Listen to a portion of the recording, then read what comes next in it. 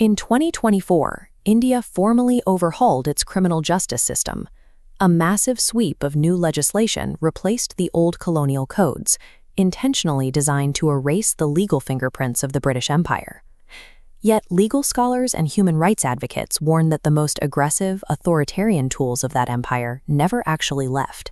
They are still functioning perfectly in today's system. These mechanisms trace their legal DNA back to 1919.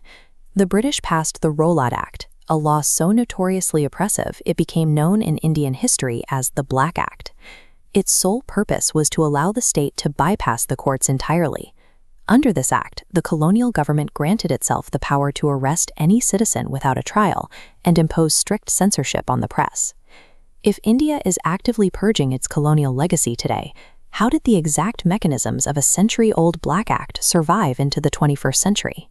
The 1919 Black Act didn't survive as a single, recognizable piece of legislation. It mutated, splitting off into a series of highly targeted security mechanisms. A clear descendant is the Armed Forces Special Powers Act, or AFSPA. This law is applied strictly to specific geographic regions the government officially designates as disturbed areas, primarily in Kashmir and parts of the Northeast. In these zones, you see modern soldiers patrolling paved civilian roads, completely taking over the role of local police. AFSPA grants these soldiers the same powers first seen in 1919. They can arrest individuals without a warrant, and they can use lethal force, all while shielded by near-total legal immunity from prosecution. By drawing these lines on a map, AFSPA effectively creates enclosed zones within a modern democracy where standard constitutional protections are suspended.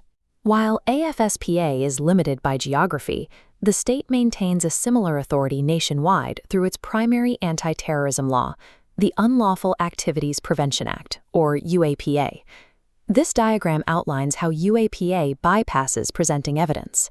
In standard procedure, an arrest is quickly followed by a charge sheet, leading directly to a trial.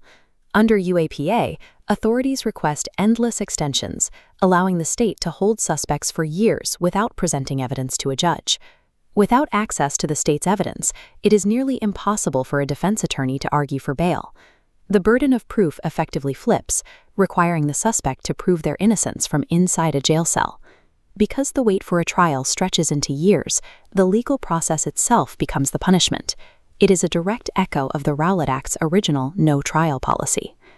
The third pillar of this exceptional state power relies on the National Security Act, or NSA. The NSA operates on a deeply controversial premise known as preventative detention. Under this law, citizens are not arrested for crimes they have committed. They are locked up for crimes the state believes they might commit in the future. To facilitate this, the NSA strips away basic legal rights. An individual can be held for up to a full year without any formal charges, and they are entirely denied access to a defense lawyer. These immense, unchecked powers have triggered massive civilian backlash, with widespread accusations that the state uses these arbitrary detentions to silence political opponents and activists. By entirely removing the judiciary and defense lawyers from the process of incarceration, the NSA preserves the most extreme elements of the colonial Black Act. This persistent reliance on exceptional powers brings us right back to the 2024 legal overhaul. Historically, the most direct colonial tool used to crush political speech was the Sedition Law, recorded in the Old Penal Code as Section 124A. The government loudly repealed Section 124A, framing the move as a definitive victory for decolonization. But behind the scenes, the exact same powers were quietly preserved.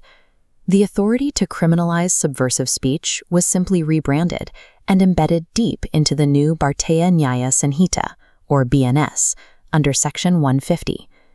This pattern of rebranding suggests that once a state acquires the power to bypass standard legal procedure, it rarely chooses to let it go.